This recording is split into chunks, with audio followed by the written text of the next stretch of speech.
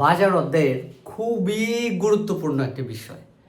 মানে এইটা না পারলে তোমার যে বাজার অধ্যায়ের যে মূল যে বিশ্লেষণটা, অর্থাৎ ভারসাম্যের বিশ্লেষণ, সেটা পারা যাবে না। সেই জিনিসটা নিয়ে আজকে আমরা আলোচনা করব। পূর্ণ প্রতিযোগিতামূলক বাজারে ফার্মের স্বল্পকালীন ভারসাম্য। এই ভারসাম্য বিশ্লেষণ করতে চাইলে আগে তোমাকে ভারসাম্য শর্ত সম্পর্কে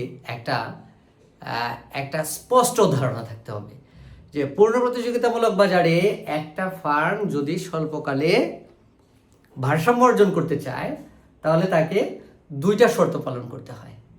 একটাকে বলে প্রয়োজনীয় শর্ত, আরেকটাকে বলে পর্যাপ্ত শর্ত। প্রয়োজনীয় শর্তটা হচ্ছে প্রান্তিক আয়, প্রান্তিক ব্যয় পরস্পর সমান হবে ভারসাম্য বিন্দুতে, অর্থাৎ MR marginal revenue, MC marginal cost, এরা পরস্পর সমান হবে। এখন কোথায় সমান হবে? যে বিন্দুতে রেখা দুইটা পরস্পর ক্রস করে, এই ক্রস বিন্দু বা ছেদ বিন্দুতে আমরা জানি যে কোনো দুইটা রেখা ছেদ বিন্দুতে তাদের মান কি হয়? সমান হয়। তাহলে এমসি রেখা যে বিন্দুতে এমআর রেখাকে ছেদ করবে সেই বিন্দুতে এমআর ইকুয়াল এমসি হবে, প্রয়োজনীয় শর্ত পালন হবে। পর্যাপ্ত শর্তটা হচ্ছে এই যে প্রান্তিক ব্যয় রেখা এমসি রেখা, এটা এমআর রেখাকে নিচ দিক থেকে ছেদ করে উপরের দিকে উঠবে। আর এটা যদি আমরা বইয়ের ভাষায় বলি তাহলে এইভাবে বলে যে এই ভারসাম্য বিন্দুতে এমসি রেখার ঢাল গ্রেটার দেন এমআর রেখার ঢাল হবে। এটা অনেকে বুঝে না। তো এটা ব্যাপারটা হচ্ছে আমরা জানি ঢাল চার ধরনের হয়। ভূমি অক্ষের সমান্তরাল রেখার ঢাল হয় 0, ঊর্ধ্বগামী রেখার ঢাল হয় ধনাত্মক। তাহলে যেহেতু এমসি রেখা নিচ দিক থেকে ছেদ করে উপরের দিকে উঠে, এটা ঢাল ধনাত্মক। আর এমআর রেখা ভূমি অক্ষের সমান্তরাল হয় ঢাল 0, তাহলে এমসি রেখার ঢাল এমআর রেখার ঢাল অপেক্ষা বড়। এইটা হচ্ছে পর্যাপ্ত শর্ত। এই শর্ত দুটা যে বিন্দুতে পালন হবে ওই বিন্দুকে আমরা বলবো ফার্মের ভারসাম্য বিন্দু। ওই বিন্দু অনুযায়ী লম্ব অক্ষে নির্ধারিত হবে দাম, ভূমি অক্ষে নির্ধারিত হবে পরিমাণ, আর এই দামকে পরিমাণ দ্বারা গুণ করলে আমরা মোট আয় পাবো। একইভাবে একটা এসি রেখা দেওয়া থাকবে, গড় ব্যয় রেখা, গড় ব্যয়ের মান দেওয়া থাকবে। তাহলে গড় ব্যয়কে পরিমাণ দ্বারা যদি আমরা গুণ করি তাহলে আমরা পাবো মোট ব্যয়। যেমন একটা পণ্যের জন্য তোমার ব্যয় হয়েছে 10 টাকা, তাহলে 100 পণ্যের জন্য কত টাকা ব্যয় হয়েছে? 10 × 100, গড় ব্যয়কে পরিমাণ দ্বারা গুণ করলে মোট ব্যয় বের হয়ে যাচ্ছে। আর এই মোট আয় থেকে মোট ব্যয় যখন আমরা বাদ দিব তখন যে ফলাফলটা আসবে এটাই হচ্ছে মুনাফা। এই মুনাফা আবার 3 ধরনের হয়। মোট আয়ের চেয়ে মোট ব্যয় যদি কম হয় এটা অস্বাভাবিক মুনাফা, মোট আয় মোট ব্যয় যদি সমান হয়ে যায় এটা স্বাভাবিক মুনাফা, আর মোট আয়ের চেয়ে যদি মোট ব্যয় বেশি হয়ে যায়, ব্যাক করলেও বুঝে যে এটা তুমি বেচছ 10 টাকা, তোমার উৎপাদন করতে খরচ হয়ে গেছে 15 টাকা, তোমার 5 টাকা ক্ষতি লস আছে, এটা সবাই বুঝে। তাহলে আয়ের চেয়ে ব্যয় বেশি হয়ে গেলে ক্ষতি বা লোকসান।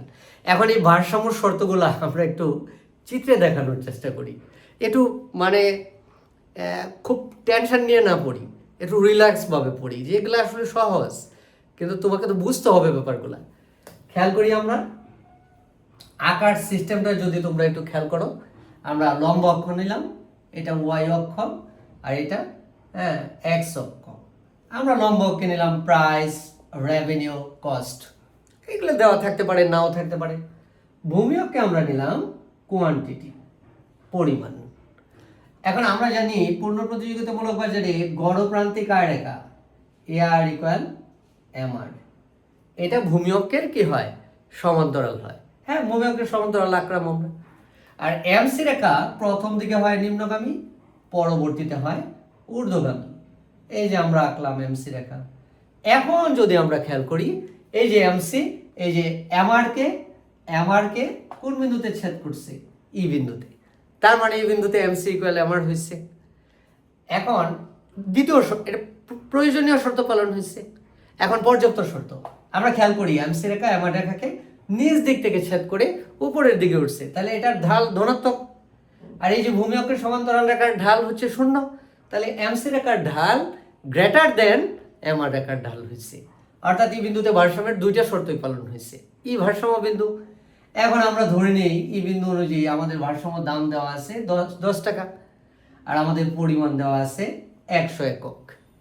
তাহলে আমাদের ভারসাম্য দাম কত? ভারসাম্য দাম 10 টাকা। পরিমাণ 100। এখন আমার মোট আয় কত?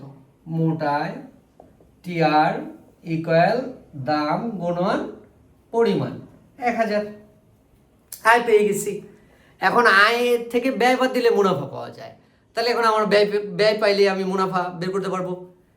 তাহলে এই যে এইখানে একটা ব্যয় রেখা দেওয়া থাকবে, ব্যয় রেখার আকার নিয়ম হচ্ছে নামবে নামবে নামবে, এমসি পর্যন্ত নামবে, এরপর আর নামানো যাবে না, এমসি সর্বনিম্ন বিন্দু হবে, এরপর আবার উপরের দিকে উঠতে থাকবে। এইটা হচ্ছে আমার এসি। এখন এই যে কোয়ান্টিটি থেকে ওটা রেখাটা এসি রেখাকে কোন বিন্দুতে সেট করছে? এফ বিন্দুতে। তাহলে এফ থেকে আমরা এদিকে আসলে ধরো আমার গড় ব্যয় দেওয়া আছে 8 টাকা। কত টাকা? 8 টাকা। তাহলে আমি গড় ব্যয় পেলাম 8, পরিমাণ আগের মতো কত আছে? 100। তাহলে আমার মোট ব্যয় কত? মোট ব্যয় টিসি টোটাল কস্ট 8 ইন্টু 100, 800। তাহলে আমার আয় হয়েছে কত? 1000। ব্যয় হয়েছে কত? 800। আয়ের চেয়ে ব্যয় বেশি, শর্ত এটা। আয়ের চেয়ে ব্যয় আয়ের চেয়ে ব্যয় কম, এটা শর্ত। আয়ের চেয়ে ব্যয় কম হইলে এটা কি? অস্বাভাবিক মুনাফা। তাহলে আমার অস্বাভাবিক মুনাফা কত?